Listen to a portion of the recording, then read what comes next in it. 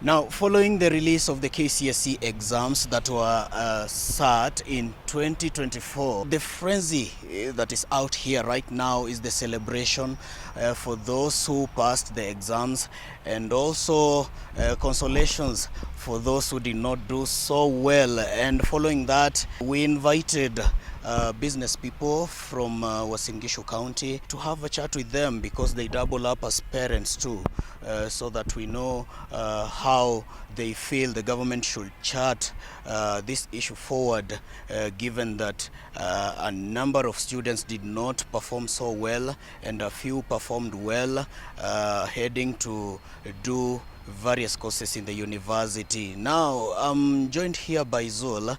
Zul, maybe you'll just introduce yourself and just perhaps tell us what is your feeling following the release of KCSE 2024. Okay, to introduce myself, my name is Zulfikar Osman Bachu. I'm a resident of Eldoret, Uasin Gishu. Now, I would like to say, following the release, there was a lot of excitement countrywide near Kapsabet, that we talk of Wareng or UG High. So I would like to tell the teachers and the headmaster and the students of the other schools, if Kapsabet boys or Stare or Alliance, if we are calling them all the time national schools, but the syllabus is the same, the teachers are the same, the time put in by the students is the same. So why shouldn't other schools perform like the national schools? Because since time we have just been hearing Kabarak, Kapsabet and various other national schools. But we want to see the other schools, and the education ministry should come up that where is the problem, why these other schools are not performing. About 1,600 students managed to get A stand, an increment from slightly above 1,200 students in 2023. But 70% of slightly above 900,000 did not manage to get direct pass to university. Why do you think that was the case? That was a very high figure, because our standard of education is one of the best in Africa and world. So the education ministry, they should look into this matter, that why the gap was so high. And I would like to tell those 70% that the world has not come to the end, because the parents, the government had invested a lot of money, and the parents had invested a lot of money for the children, for them to perform. Now it's a time for the various schools under the Ministry of Education to see to it that this 70% of the children who are not going to go to the university, where will they be fixed?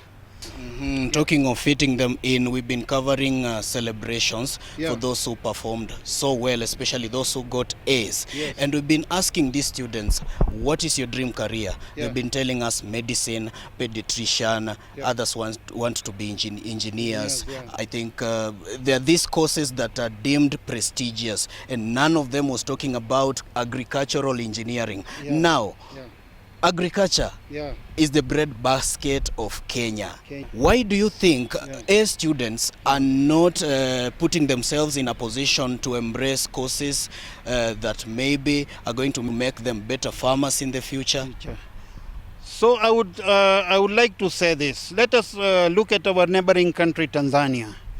When I was young, and we stayed there in Tanzania when my father got employment there. So in the schools we were told to go with the jembe.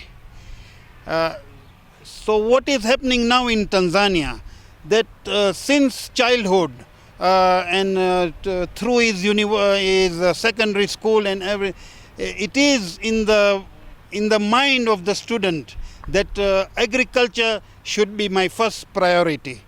So today Tanzania, we should be proud that is the bread basket of East and Central Africa. But we've been seeing students who do not maybe perform so well in class. Yeah. Some of them are going to tertiary institutions, and some of those are the ones who embrace agriculture. Yeah. Do you think that is the right route to go?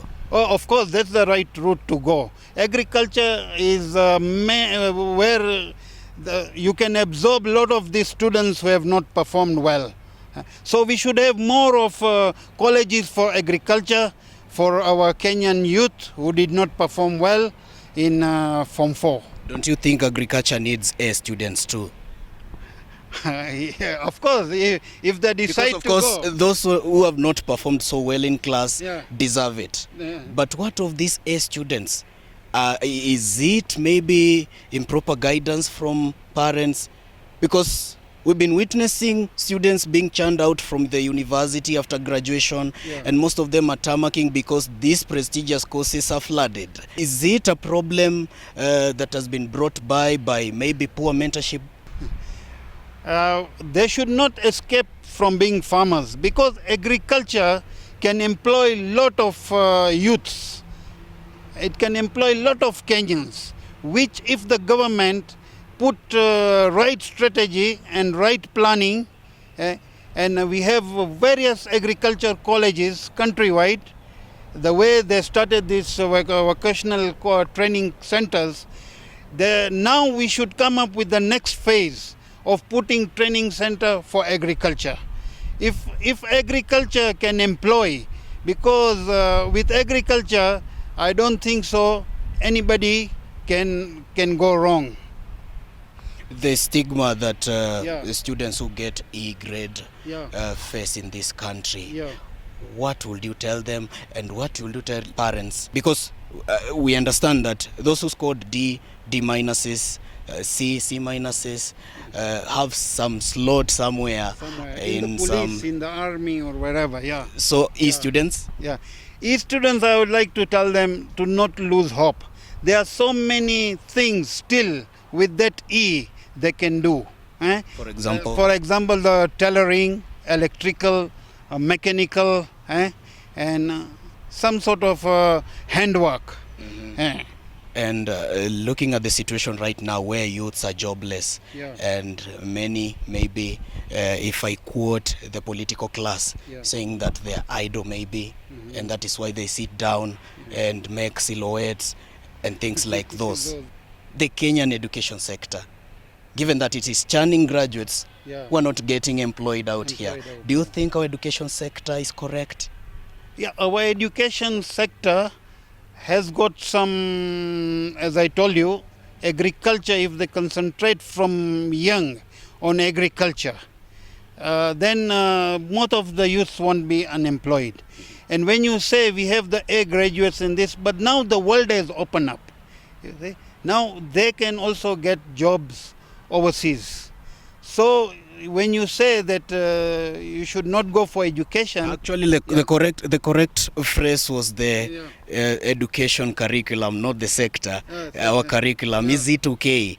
And please just shed some light on the CBC curriculum. CBC yeah, What's your take? the new CBC which they want to bring in place. Yes, I it's think already in place. yeah, it's already in place. Yeah. Now this is what it will really help the students, the parents, and the country at large.